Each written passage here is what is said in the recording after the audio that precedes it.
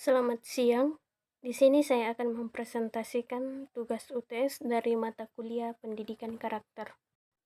Nama saya Luciana, NIRIM 10 20 21 8246 dari kelas BPAK.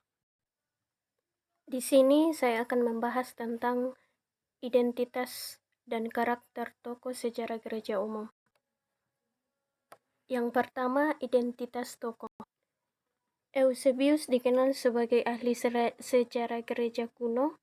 Ia sebagai orang pertama yang menulis sejarah Kristen pada skala yang luas. Eusebius dilahirkan di Palestina pada tahun 260-an.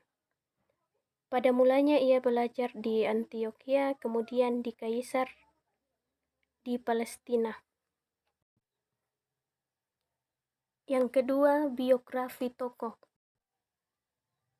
Eusebius memiliki karya Ecclesiastical Story, merupakan satu-satunya sumber kita untuk mengetahui banyak peristiwa Kristen sejak akhir zaman apostolik hingga abad keempat.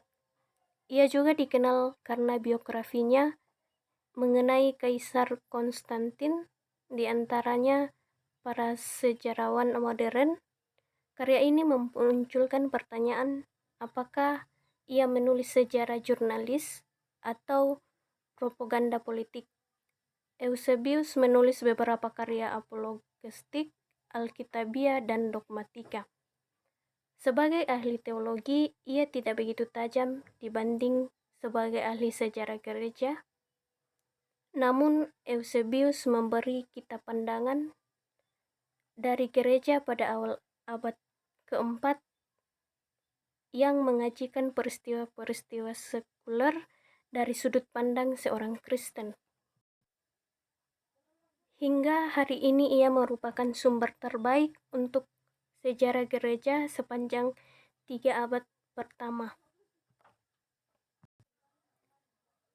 Yang ketiga, karakter tokoh.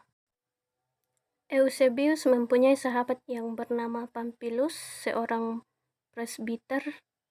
Pamphilus mempunyai perpustakaan pribadi dan Eusebius memanfaatkan perpustakaan pribadi ini dengan baik.